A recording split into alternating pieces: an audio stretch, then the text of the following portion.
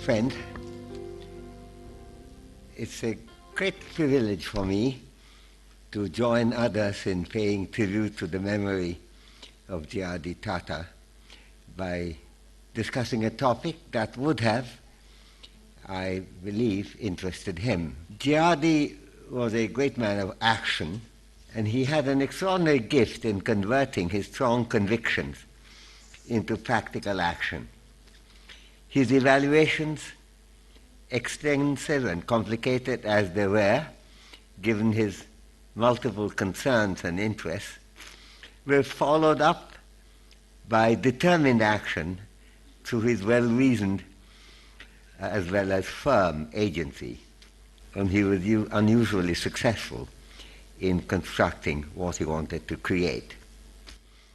As it happens, on the subject of gender-sensitive ethics, both the evaluative aspect and the agency aspect have their own importance. And we have to see them together, because they're interlinked, even as we distinguish between their respective roles. When in my youth I began getting interested in statistics, I remember being struck by some of the oddities of social statistics. One particular curiosity that I found striking was what was called, quote-unquote, net female reproduction rate, which roughly put is the number of daughters produced per woman. It was taken to be, with good reason, a useful way of looking at the growth rate of total population. I was particularly struck by the fact that there did not seem to be any interest in this statistics on the existence of men. It's easy to understand why, in explaining population growth, men are not in the foreground. But the vision of population dynamics without bringing in men at all did nevertheless seem strange to me at that time. I remember asking a classmate of mine, this was at Presidential College in Calcutta, where I was then studying, whether she found it at all striking that this was the case. Not at all, she told me. Why should men get into the story? They're not really needed, she added firmly, except very occasionally. Well, that is indeed so, and there is no symmetry between women and men, between women and other people, as I have taken the liberty of calling, in reproduction. But that question leads to another. Does this asymmetry have a kind of opposite impact on spheres of life other than reproduction? There's no necessary reason at all why this should be the case, since reproduction can be combined with all other activities if the world is well organized to promote and support gender symmetry. And yet, in the way the world has been organized over centuries, it is hard to think that the special role of women in reproduction and in the rearing of children would not impact on their freedom to do other things until society starts to make positive arrangements consciously for gender equity. When many years later I got very involved in studying the roots of gender inequality, it was difficult not to give some kind of an ancestral role to this biological difference in the analysis of what I called, quote-unquote, cooperative conflict. Cooperative conflict, because both the words are important, as I would explain. My main paper on this was called Gender and Cooperative Conflict. It was published in 1990 in a volume edited by Irene Tinker called Persistent Inequalities. To understand the process, we can start by noting the fact that women and men have both congruent and conflicting interests affecting family living. Because of the extensive areas of congruence of interest, decision-making in the family tends to take the form of the pursuit of cooperation, with some agreed solution, usually implicit, of the conflicting aspects.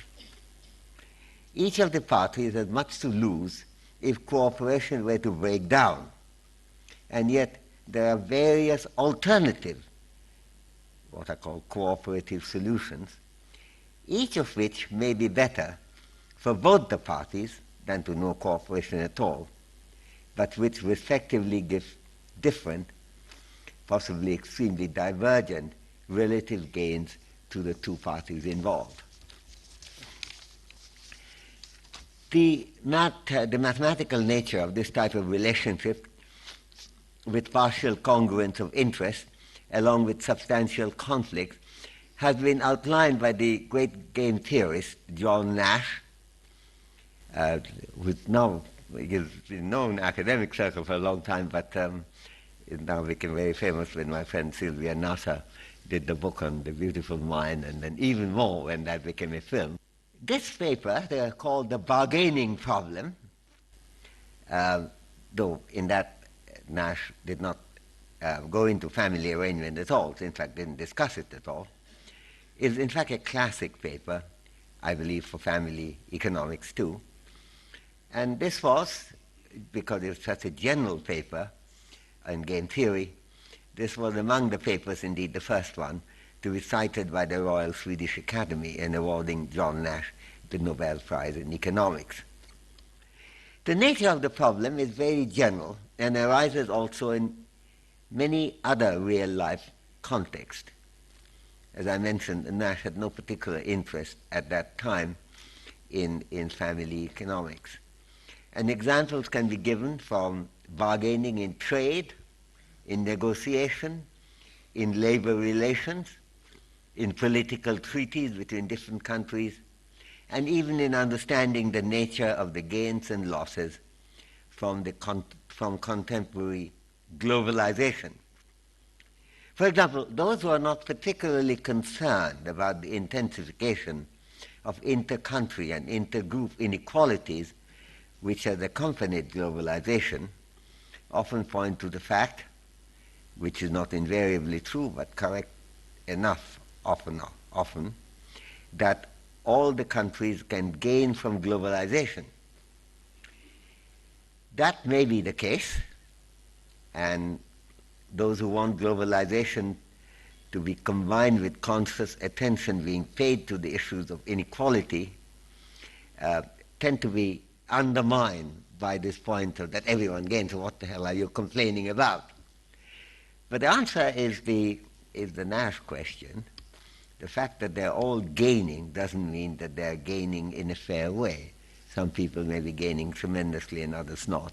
I'm a great believer in globalization, but I'm also a believer in doing things about it so that the distribution of benefits and penalties are much more fair than they are actually in the world. It's the general combined approach that some of us have tried to pursue.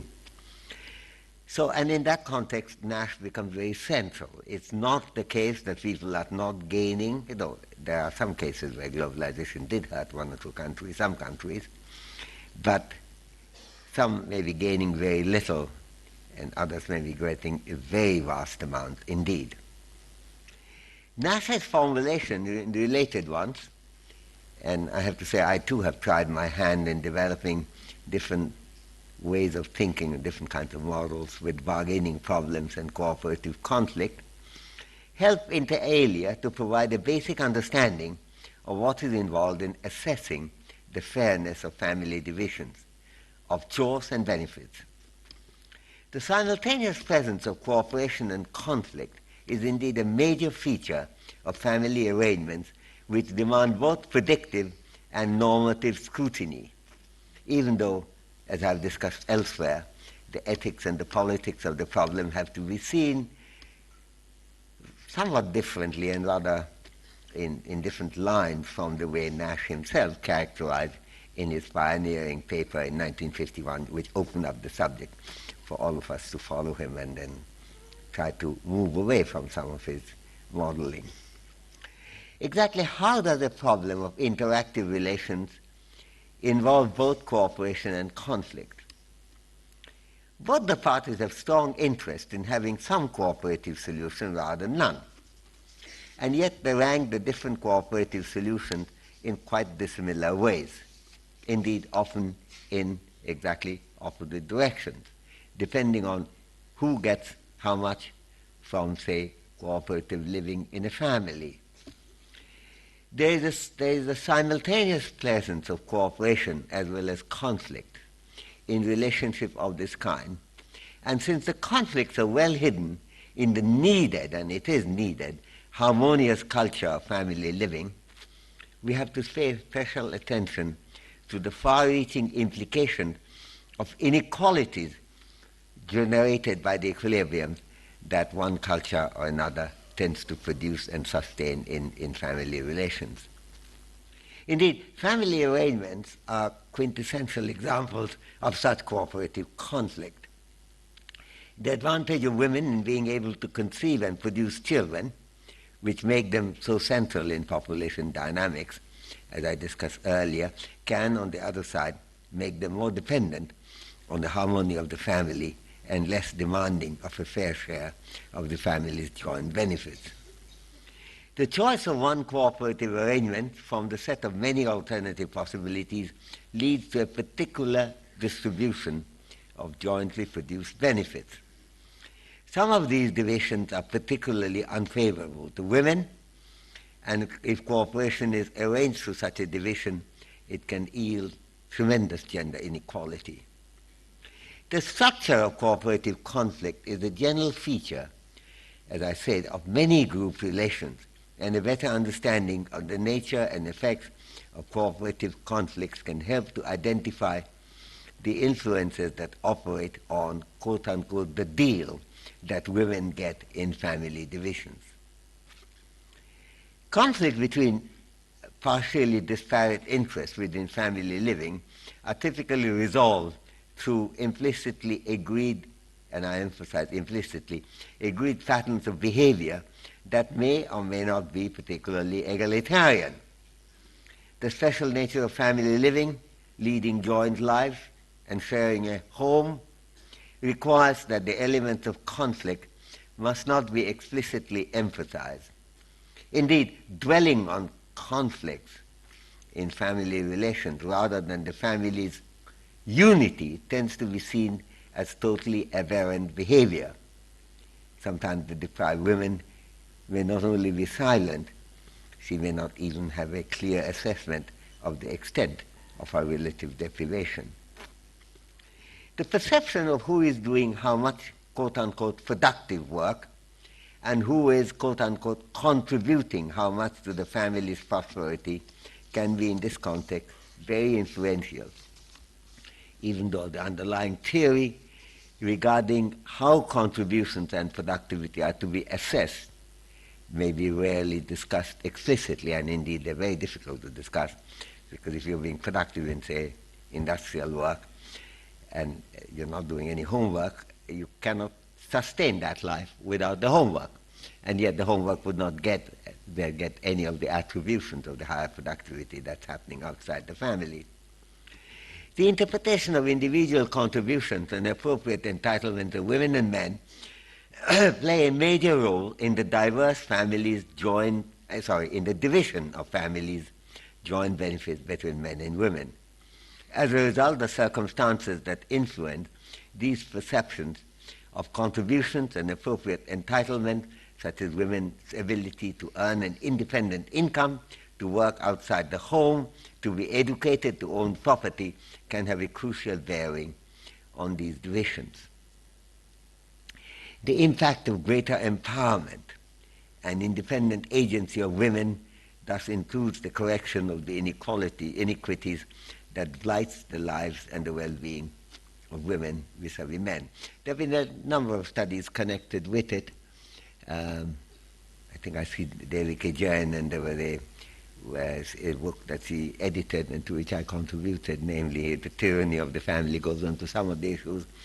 So does Bina Agarwal's thing about a field of your own, which discusses how the ownership inequality of land ownership could make a major difference to the way the benefits come to women and men in a family. Similarly, the impact of female education in challenging widespread gender inequality has been shown to be across the world to be quite large, and is reflected also in interstate and interdistrict comparisons within this country. If the analysis here is right, then the evaluative assessment and critique of various ongoing social and institutional arrangements have to be translated into actions and agencies. We have to go more into the policy implications of the recent empirical works that show that women's harder lives and more restrained well-being is strongly influenced by such variables as women's ability to earn an independent income, as I mentioned earlier, to find employment outside the home, to have ownership rights, especially over land, to have literacy and be educated participants in decisions within and outside the family. In fact, strikingly, the survival disadvantage of women compared with men in developing countries seem to go down sharply and may even get eliminated at the mortality asymmetry level as progress is made in these agency aspects, or at least that is the hope. The difference between such distinct advantages as women's earning power, economic role of the family, literacy and education, property rights and so on, may at first sight appear to be quite disparate and not linked with each other. It looks like not one theory but a collection of theories. But they are not. What they all have in common, however, is the positive contribution of each in adding force to women's agency, to making women more independent and more empowered, having a stronger voice and a stronger claim that they can actually voice. For example, empirical investigations have brought out the way women's work outside the home and earning an independent income tend to have a powerful impact on the enhancement of women's standing and voice in decision-making within the household and more broadly in the society in a variety of fields. The contribution of female members of the family to its prosperity, which is often ignored, women's work, typically very hard, inside the home, becomes much more difficult to neglect when women work outside the home. Women tend, as a result, to have more quote-unquote say, both because of enhanced standing and also because of reduced financial dependence on men. Further, outside employment often has useful educational effects in terms of exposure to the world outside the household, making her agency better informed and more effective. This makes it particularly important to see the role of both social institutions, which allow women to work outside despite having small children, and of social values, which find women's work outside the home socially acceptable. And it's this duality of institution values to which I would like to pay particular attention in the rest of this talk. There's an interactive connection here between women's education and women's employment, and in particular women's literacy and schooling, which make it easier for women to find work and also find suitable work that are combinable with whatever challenges, biological differences of being a woman poses. Similarly, female education strengthens women's agency and also tends to make this agency better informed and functionally more powerful. The ownership of property can also add to the influence and power of women in decisions within the family and beyond. The diverse variables that enhance women's social capability and effectiveness thus have empowering roles, both individually and jointly. Their combined operation has to be related to the understanding that women's power, economic independence, as well as social emancipation can have far-reaching effects on the forces and organizing principles that govern divisions within the family, the cooperative conflict solution, and can in particular influence what are implicitly accepted as women's entitlement. We have to recognize the complexity here arises from the fact that you cannot explicitly discuss conflicts within the family at all. So this has to be done all in the background, not as bargaining problem in the way Nash was presenting it, like workers versus employers, one country versus another, not like that at all. From the crude barbarity of physical violence against women to the complex instrumentality of health neglect, the deprivation of women is ultimately linked not only to the lower status of women, but also to the fact that women often lack the power to influence the behavior of other members of the society and the operation of social institutions and the understanding of the nature of the problem they're facing. And as I mentioned, sometimes women themselves don't see the facts of the deprivation and its causal antecedents with sufficient clarity. Many of the differences that plague the possibility of equity for women are not biological at all, but social. But while that is an important point to note, it's also important to pay attention to those problems, including the bearing of children and some asymmetries in child care, particularly in the neonatal feeding phase. It's therefore important not only to develop institutional arrangements for sharing the responsibilities in child care, but also to allow social developments that accommodate those asymmetries that would continue to exist between women and men for biological reasons. I want now to turn to a somewhat different focus in studying the impact of women's agency going beyond the well-being and freedom of women themselves. Other lives, men's and children's, are also involved. So the consequences of gender asymmetry beyond the domain of gender inequality in all its forms has to be considered. To begin with a simple example, it's particularly important to see the role of women's agency in, one, reducing child mortality, and two, restraining fertility. Both relate to concerns that are central to the process of development, and while they clearly do influence the well-being of women as well, their relevance is undoubtedly very much wider than that. The adverse effects of very high births include the denial of women's freedom to do other things other than bearing and rearing of the children. These burdens which are routinely imposed on many women, particularly in Asia and parts of Africa. It's thus not surprising that reductions in birth rates have often followed the enhancement of women's status and power.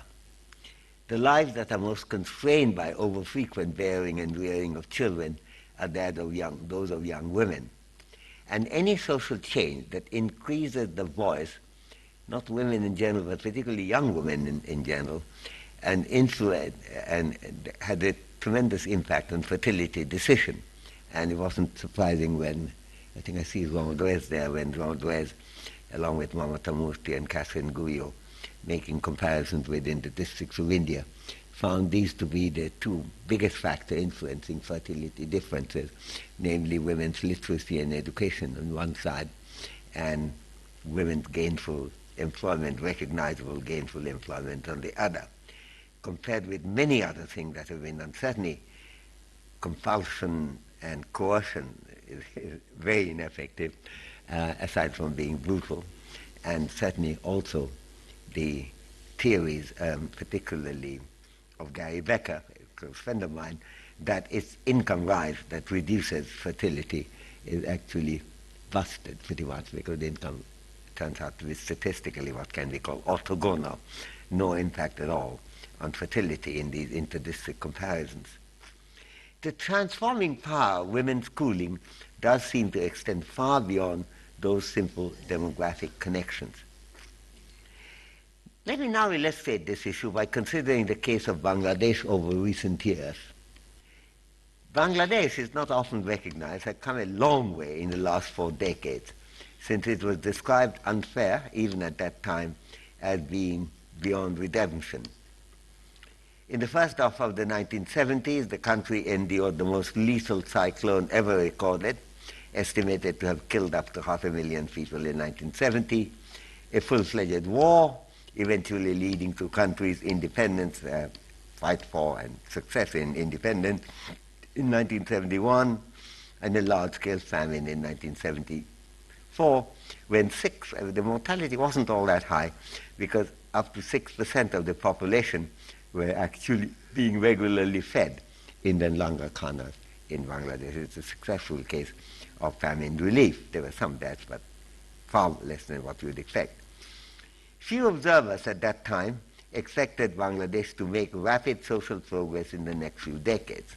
In fact, the famine of 74 appeared to vindicate the prophets of doom, such as Paul Ehrlich, who had dismissed Bangladesh, East Pakistan at that time, in the population, his book called The Population Bomb, as a quote-unquote basket case country. Basket case is a well-known American word, not very known in India. And I'm glad it's not very known. It's a nasty word. It's some chap who is in a basket because he not only have no power, but his hands are gone, his legs are gone. He's sitting in a basket. You have to feed him or her. And so that was the understanding of Bangladesh. Today, Bangladesh is still one of the poorest countries in the world. There's no denying that. And as in much of South Asia, large sections of the population continue to lack many of the bare essentials of good living. And yet, Bangladesh has made rapid progress in some of these crucial fields, particularly in the last 20 years, overtaking India in terms of most of the social indicators, in spite of India's much faster economic growth. And indeed, India has good reasons to take close interest in the experience of Bangladesh. There are some particular features of the Bangladesh experience that are of much relevance in India. Bangladesh is not a model of development by any means. Enormous amount to learn from there.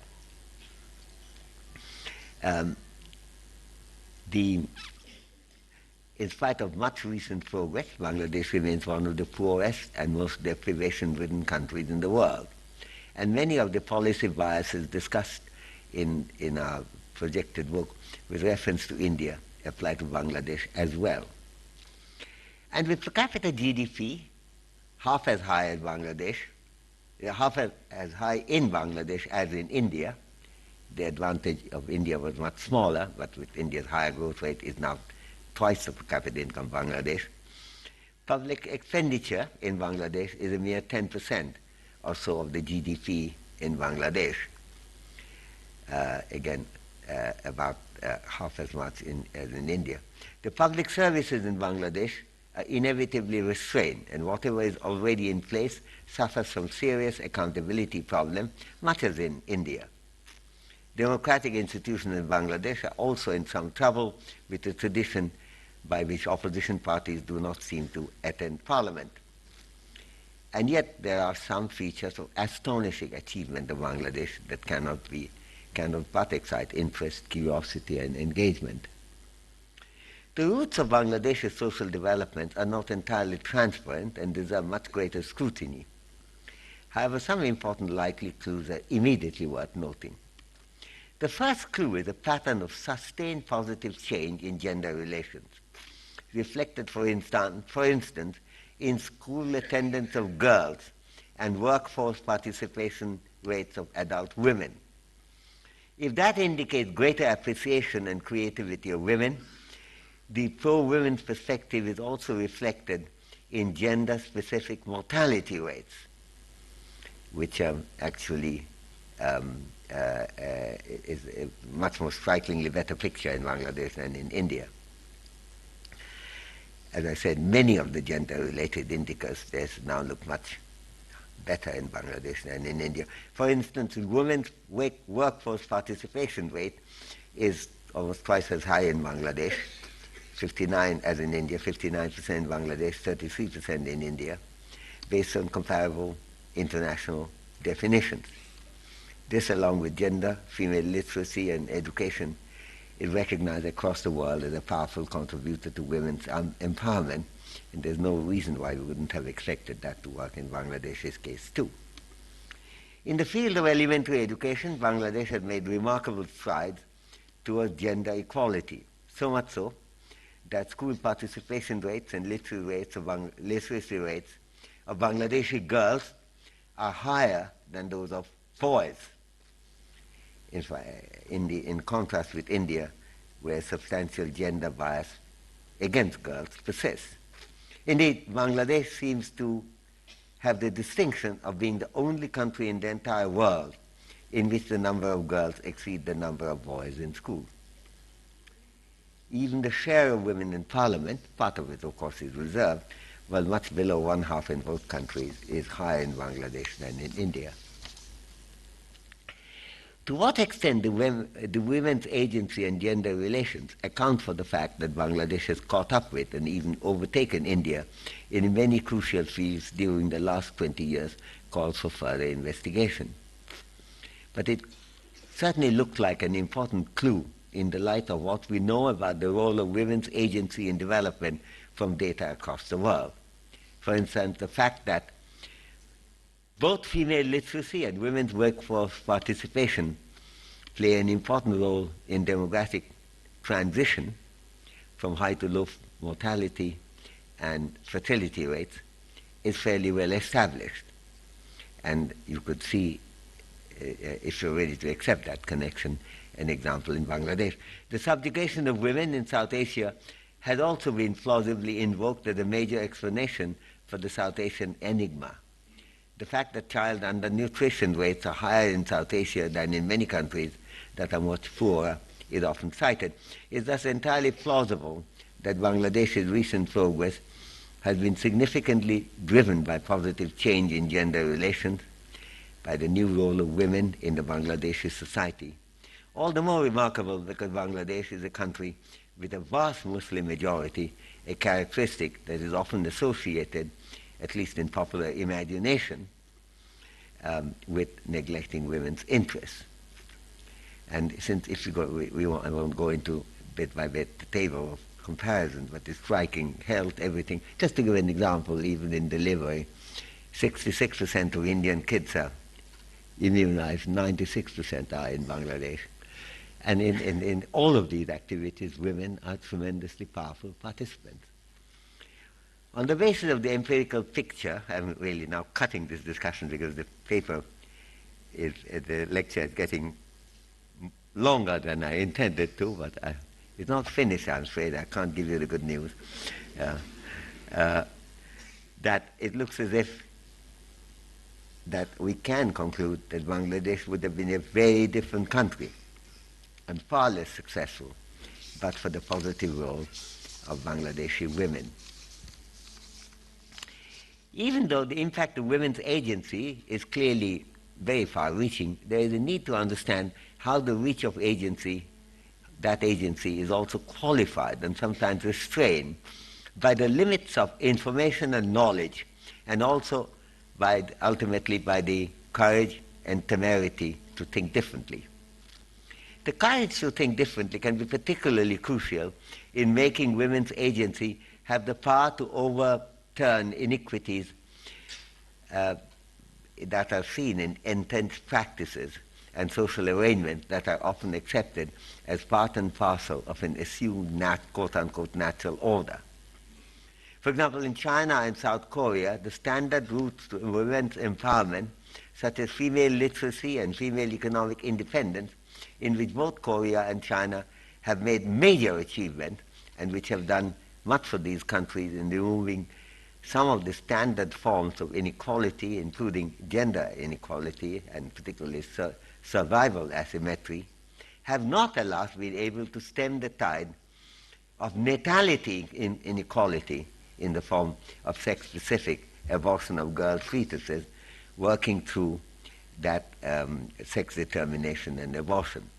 And this has led to initiatives, understandably, in these countries to consciously cultivate the value of having daughters and not just sons. So this has become a political supplement to the educational program. somewhat successfully in Korea, in fact, particularly. In India, too, even as women's increased empowerment has contributed to the reduction of excess female mortality, the tendency to use new technology to abort female fetuses have grown in many parts of the country, and women's education alone has not been able to serve as a strong barrier to this regressive movement. Indeed, there is some evidence that the immediate agency for taking decisions of sex-selective abortions, and so it's reported in a New York Times study that was done by Celia Duggan, is often taken by the mothers themselves. What is crucially important in this context is to go beyond what Justice Leela Seth, who I think is also here, in her wonderful talk at the India International Center entitled "A Girl, Child and Governance" earlier in the month, called Patriarchal Mindset. This raises important issues as to how to interpret the agency of women and its social influence. It is, I would argue, important to see the concept of agency as stretching beyond immediate, quote-unquote, control over decisions. The fuller sense of crucial idea of agency must inter alia involve the freedom to question established values and traditional priorities, and indeed the inclination to do so. Agency freedom must in fact include the freedom to think freely without being severely restrained by pressured conformism and by the ignorance of how the prevailing practices in the rest of the world differ from what can be observed locally. For example, what is particularly critical in remedying the terrible biases in natality discrimination, that is sex-specific abortion, and the prevalence of that kind of abortion, is the role of women's informed and independent agency, independent of traditional values as well, including the power of women to overcome unquestionably the attitudes and inherited values of others in the society. What makes a real difference in dealing with the new and the rather high-tech face of gender disparity is the willingness and ability and the courage to reassess critically the dominance of received and entrenched norms when an anti-female bias in action reflects the hold of traditional masculine values from which mothers themselves are not immune. What is crucial is not just freedom of action, but also freedom of thought. Informed and critical agency is important in combating inequality of every kind, and gender inequality is no exception. I end this lecture with some remarks on social demographic statistics, some social demographic statistics, which do not seem to be easily explainable. And I haven't got an explanation, but I can tell you what the problem is. Leela Seth referred in her lecture, to I referred earlier, to the shocking fact that the ratio of females to males have been going down over time in India. And in fact, the girl-to-boy ratio has fallen further from, I believe, 927 girls per 1,000 boys in 2001 to 914 girls per 1,000 boys down in the most recent census in 2011. And Leela said, rightly points how disturbing a trend this is, and we have to look at that. What I would like to supplement here is to examine the regional distribution of this ratio, which I think has not been studied at all significantly, which is unfortunate. Everywhere in the world, this is a fact we should know. We don't expect 100 girls to 100 boys. More boys are born than girls. This is connected with the fact that women survive better. In fact, it took me some time, because since I was unclear in my mind that it may not be a social influence rather than biological influence, it turns out that actually even in the uterus, even in the womb, male fetuses have higher abortion, spontaneous miscarriage, than male fetuses do. Roughly, for 108 or 109 boys are conceived compared with 100 girls. Or we might do it the other way. 100 boys are conceived compared with about 92 girls. Then by the time the birth comes, it's about 94 or 5 girls by 100 boys. And then, of course, over the life, women do better if they get symmetric care, but of course they don't in many countries. But to the extent that they do, then the ratio reverses itself with the preponderance of women rather than men in a fully long-lived populations.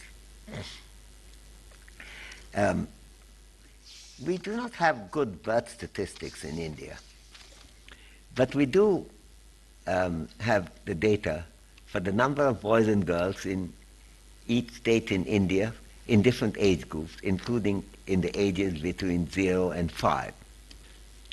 How do these numbers compare with those in the West? The female-male ratio of the same age group, 0 to 5, I think the Indian is 0 to 6 actually, but it's a small difference, is varied a little in Europe, but in an earlier study I took the German ratio as a cutoff point, 94.8 women to 100 girls to 100 boys. And we can perhaps pick this again as a cutoff point, below which significant anti-female intervention in abortions can be strongly suspected. This dividing line produces a remarkable geographical split in India. The states in the north and the west, led by Punjab, Haryana, Delhi, Gujarat, Maharashtra, where the female-male ratio of children is very substantially below the benchmark German cutoff ratio, with ratios, compared with 94.8 cutoff, as low as 83 in Haryana and 84.6 in Punjab. Other states in what can be called north and the west also have ratios significantly below the dividing line of 94.8 girls per 100 boys, such as Himachal Pradesh, by the way, a state with high education, which has caught up with Kerala, indicating that education alone is not going to do it. Madhya Pradesh, Rajasthan, Uttar Pradesh, Uttarakhand and Jammu and Kashmir, and marginally Bihar and Jharkhand, but not Chhattisgarh. On the other side of the divide, the states in the east and south of India tend to have female-male ratios that are at or above the German benchmark. That is 94.8 girls per 100 boys, with Assam and West Bengal, to Kerala, Andhra Pradesh, Tamil Nadu, all falling in that category, and sometimes quite substantially, comfortably there. There are small exceptions to this dividing rule. There was none in the 2001 census. 2011, there are small exceptions. Orissa has a ratio, which is though in the east, has a ratio below the cutoff level, but not very much below, and very marginally the northeastern states and Karnataka fall below the German cutoff ratio. Can I offer a powerful explanation of the difference? I fear I cannot. Indeed, roughly the same division was true, as I said, for earlier census, 2001 as well, but not still earlier because sex-specific abortion couldn't start without the knowledge of sex determination. So we have only these two censuses to look at. I'm struck by the fact, and this is, and about the 2001, where the east-south on one side, north-west on the other side was as sharp and perhaps marginally sharper. I wrote an article in the British Medical Journal in 2003 December, trying to draw attention to it, and we also put it in our joint book with Jean Duez, my joint book with Jean Duez, Development and Cooperation, published in 2002. I didn't manage to get much attention from anyone at all, including, if I may slightly complain, from Jean Dresse. but it is a very important division, and 2011 reconfirms that picture. What's going on? I'm struck by the fact that this division within the country, which is very different from the classical distinction, which is anthropologically much discussed, between the North and the South, on which people like Iravati Karve have written so convincingly. But this is not the same division. And I'm surprised that this has received so little attention, despite the statistical dichotomy that we can see both in 2001 and 2011 censuses. By the way, I should say Bangladesh, again, is solidly no deficit at all. In fact, it seems like a surplus of girls compared with a ratio coming much higher than the German ratio. Better survival for girls, and this is 0 to 6. So I think even if the ratios were the same as Germany at birth, by the time 6 years have gone, the Bangladeshi girls, because of lower mortality rate than Bangladeshi boys, would be ahead, and that's what you do see. So that fits into the division of the subcontinent into East and South on one side and North and West on the other. To explain the origin and continuation of this division, we have to look far beyond the usual statistics and go more into history and culture of each region. So the subject on which I have been talking generates, I fear, more questions than answers. Am I discouraged by this? I have to confess I am not, because I believe we shall never get to the answers unless we start asking the right questions. Thank you.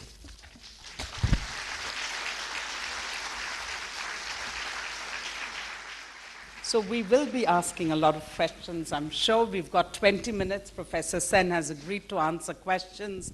May I request for hands, a show of hands, so that I can, Dr. Mittal. Good evening, everybody. I am Sunita Mittal. I am Professor and Head of Obstetrics and Gynecology at All India Institute of Medical Sciences, responsible for looking after women's health.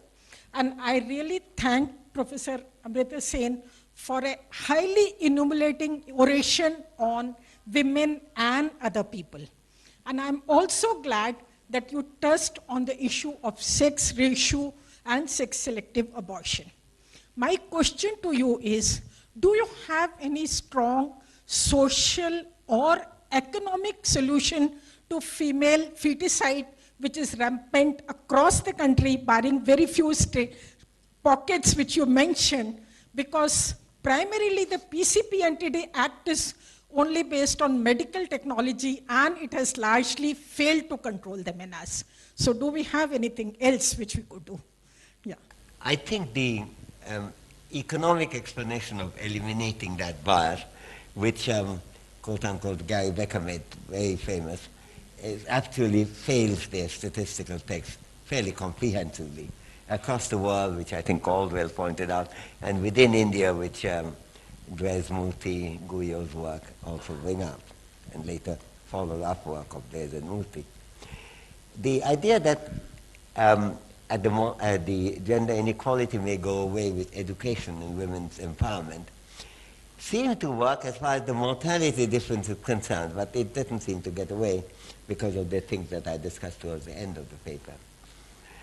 And I think what Leela said calls the patriarchal mindset is a very extraordinarily important thing. Now, it's not clear to me why it should be less strong in West Bengal and Assam and in the South than it would be in the West, in the West or the North. But I think we have to see, that's the picture that I have to look at. And I think, I really mean what I said. I don't know the answer, but I'd like to know the answer.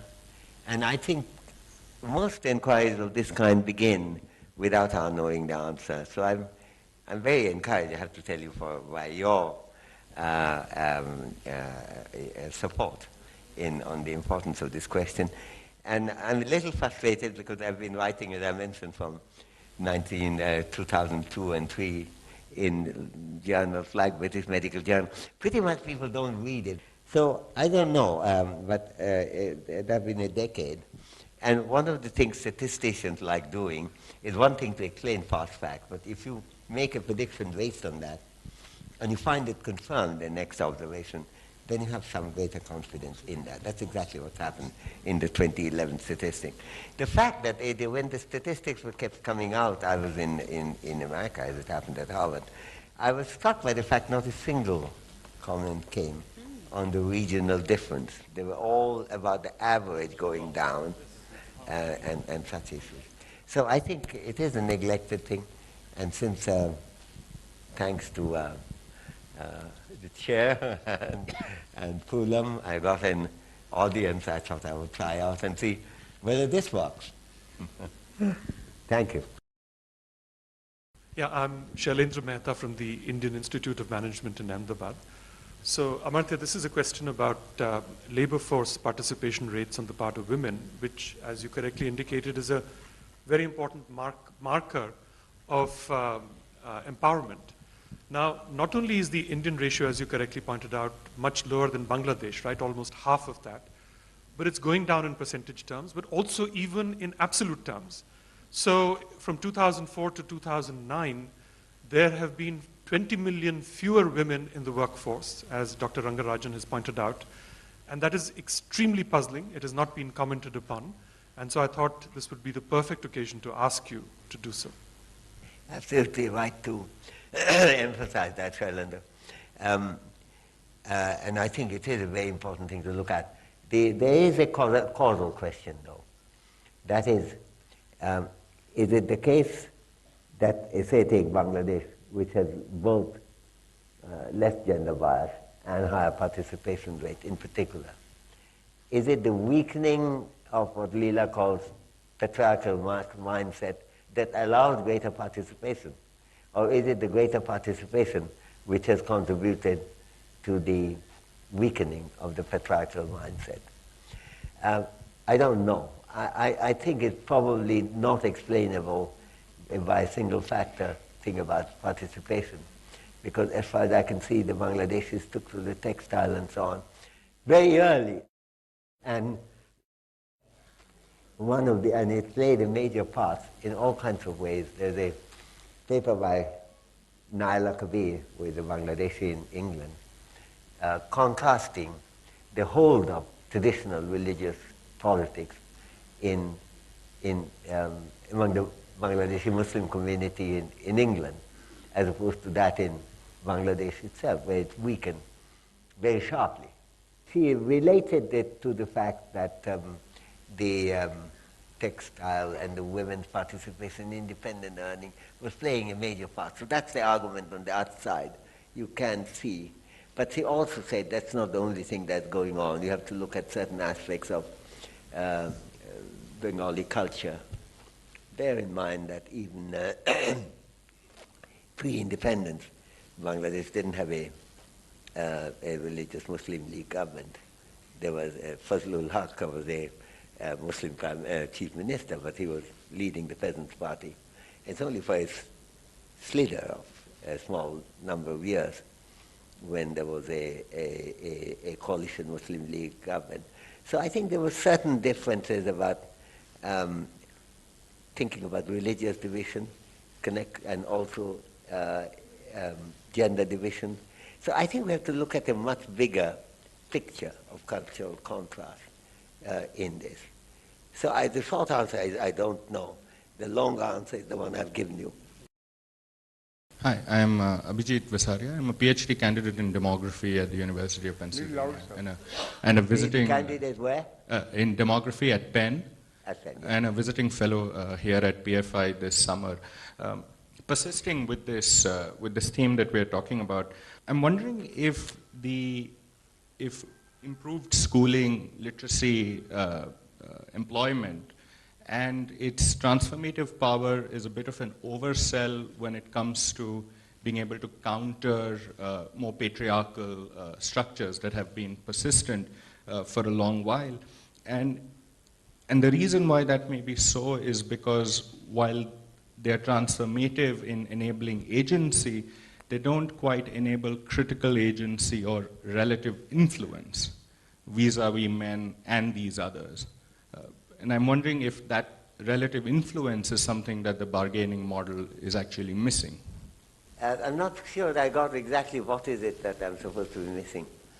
So relative influence to be able to challenge a greater patriarchal structure. Because in some sense, women may be catching up with men when it comes to schooling, literacy. Yeah, but the schooling allows you to do it. Right. Schooling encourages you to do it, gives you the ability to do it. Is that what you mean? I'm saying that schooling enables agency, but it doesn't quite enable critical agency or what is relative influence. Influence to be able to overcome a structure, whereas... Well, I think it's complicated. I try to discuss it because schooling certainly increases your voice. There's no question about that. Of that we have a lot of evidence. And it also increases your knowledge and understanding. And now some people have been very skeptical of the question whether mothers consciously discriminate against girls in terms of nutrition. And nutrition, I too haven't found much evidence. I did find, looking at some hospital admission data done in the early 1980s, that girls were sometimes taken later to hospital than boys in terms of getting medical attention. So maybe more connected with health. I think people,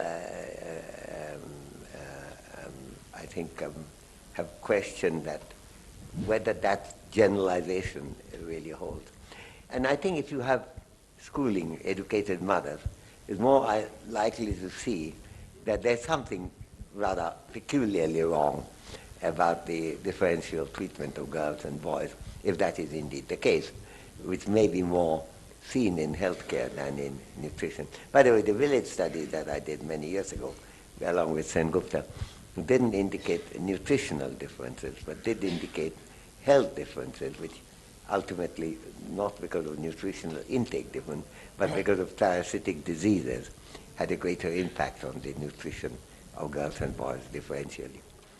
But you see, I think that patriarchal mindset could be challenged both by better understanding and by the willingness to advocate that change in attitude.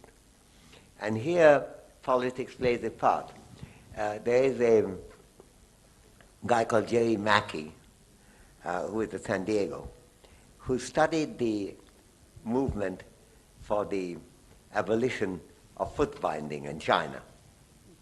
And one thing that emerged, there was a kind of consensus in foot binding, which many individuals didn't really believe in, but no one is going to depart from it. So when there was a kind of agitation, and when the number of people, and they were asking, saying, I guarantee I will not foot bind my daughter, when it reached a proportion of 30-40%, it had a kind of tipping point, and suddenly it went to 70, 80, 90%. And we saw the same thing in Senegal recently about genital mutilation. And that was again studied partly by Jerry Mackey, but partly by an organization called Tustan, which were looking at NGO, which was looking into it. So I think there comes a number of things in this. And in that case, the question you have to ask, does education help such political organization or not? It might.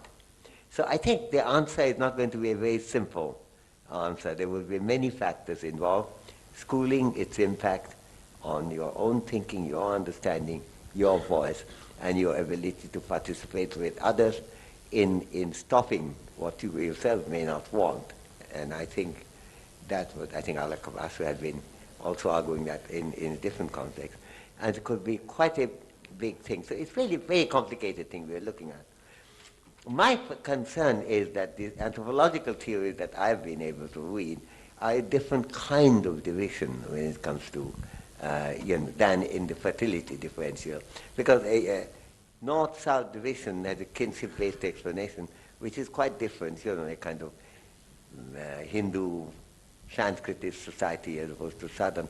And it doesn't seem, there's no division in that respect between, say, Bengal and Assam on one side and Punjab and Haryana. In fact, Bengal and Assam has a higher proportion of Sanskrit words than Punjab and Haryana has. So I don't think it's a Sanskritic Tamilian culture division at all. So there's something complicated, we just don't know. So I would say, answer to your question, do I know whether I'm neglecting something? I don't know. But I'm pretty convinced that I am, because I haven't got an explanation yet. I wonder if you have some thoughts on what elements of macroeconomic policy one can use to reverse the sex ratio decline in India. Yeah, that's an easy question for me to answer. I don't believe that you will find. I've tried a few statistical bits. You won't find much. I think the Reserve Bank won't have a great role in this.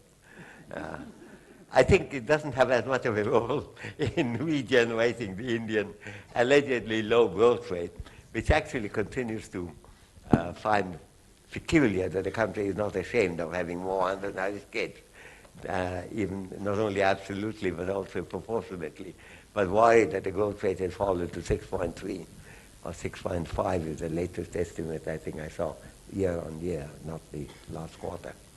On the other hand, I also saw not only Europe congratulating itself, the Eurozone at zero growth rate, that as opposed to falling earlier, and now it's come to a congratulatory level of zero growth rate. And this morning I saw that Sweden, I think I saw it in the Mint, has now exemplary growth rate, namely 2.3%. So I think we have to worry about things that really are worrying. And unfortunately, but I'm in favor of growth rate being raised because it generates public revenue. But on the other hand, I don't think Reserve Bank and macroeconomic policy is not going to do very much for it. And part of the problem, and if you're really interested how harmful banking-oriented thinking might be, I did read a paper in the New York Times some months ago, well, 2 months ago, and one in the Guardian last month. But there is a paper coming out this week, well, actually, day after tomorrow, in the New Republic. It's called What Happened to Europe? And the subtitle is Bankers' Decision and Democracy. Hi, I'm Kishwar Desai. Hi, Amartya. How are you? I'm an author. I wrote a book called Witness the Night, which is actually about female feticide and infanticide. I wanted to say two things, really. One is, do you think reservations, in this country is always for caste and so on. If there was serious reservation, in jobs and in schools and colleges all across the board for women, do you think that would help as affirmative action? And the other thing is something that you mentioned about how the sex ratio had been falling more dramatically perhaps after all these scans and so on came up. But of course I come from Punjab where there's been female infanticide for a long time. Okay, so I just wanted your comment on that. Yeah. I think reservation is too, reservation have many merits and many demerits, and you and I could chat on that on another occasion. On this particular thing, I don't think reservation is going to do much, really. Because if you're trying to change your mindset by delivering it on grounds of reservation, does not do very much for you. The hope is that you would then propagate that perspective being in a position of power.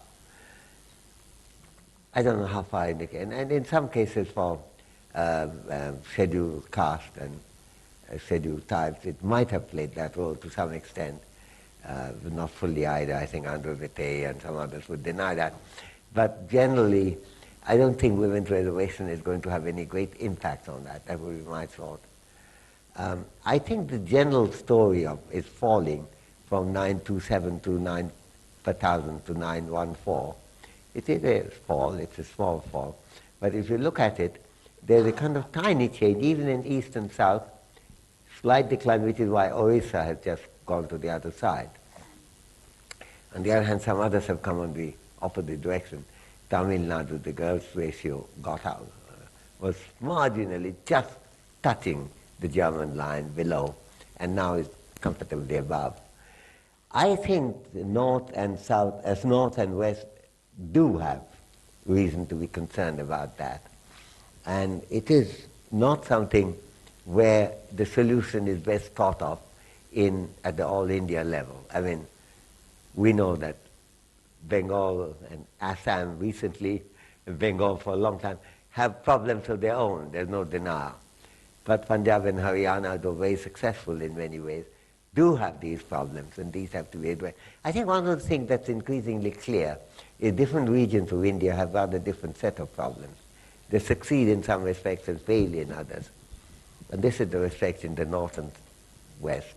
Really have to devote even greater energy than, I think this is not a serious problem, I would have thought in Calcutta. Calcutta has all kinds of peculiar things, like a fertility rate 1.2, which puts it somewhat below that in Italy and Germany. So, you know, the country is very diverse. And so the solution, the nature of the problem differ. There's no region without a problem, but they're not with the same problem. Sunil Sethi from NDTV, sir. Going back to this skewed sex ratio, you seem to draw this kind of geographic diagonal across the country, north and west, showing worsening indicators compared to the east and south. The odd part is, of course, that in states like Haryana, Punjab, Himachal, where the sex ratio is showing a decline, seem to have much better opportunities for women, both in terms of education and work outside the house. So, I mean, how do you resolve this contradiction? Does it just boil down to what Leela Seth calls the patriarchal mindset? How do these women, more educated, at the workplace, are unable to support their daughters or their choice in having female infants? I think three things to say on that. One is that I think the economic causation are limited. You know, if we had Becker kind of causation, then of course Punjab and Haryana with its success would have easily swamped these problems, which it hasn't. Kerala, since its income has gone up a lot, looks as if it might have. But then again, it never had that problem to start with. So I think the economic causation there doesn't seem to work so much. And finding employment may not work that much either. I'm not even sure that actually the ratio of women's employment is higher in Punjab and Haryana than it is in the East. Very often the nature of the employment is maybe much higher because the region is much richer. I think, and then again we know that it depends on the type of work. For example, Rajasthan, which has had a high ratio of women employment, but not very high quality, high wage women, have not been able to overcome this problem through this economic means. So I have to say I maintain, Sunil, despite your pointer to what may look like a dilemma. I don't think it is a dilemma, really. I mean, Bangladesh would be the mother of all dilemmas if you want to look at it. But that way, because the wages are low, its growth rate is lower than India, though not negligible. I mean, way above than Sweden and every country in Europe and America, even higher than Brazil. On the other hand, it's low in Asian standard. But on the other hand, its progress has been absolutely unbelievably dramatic if you look at the numbers, how things have changed. So I don't think I don't end up having a sense that going from the economic change to the causation is going to give you very much. The mindset seems to stand on its own, has some historical roots. I think in the case of Bangladesh, one point that was made to me, and we are still, Jean and I, looking at it. I've been trying to persuade Jean to go to Bangladesh again in between now and the next time we sit down with it. But when I talk with some of the NGOs, and particularly people who were involved in the freedom movement, thought that the role of women in the freedom movement itself played a very big part in changing. There's no question that Bangladesh has started thinking about these issues very differently. including secularism. This is a strong commitment, even though Muslims are 92% of the population.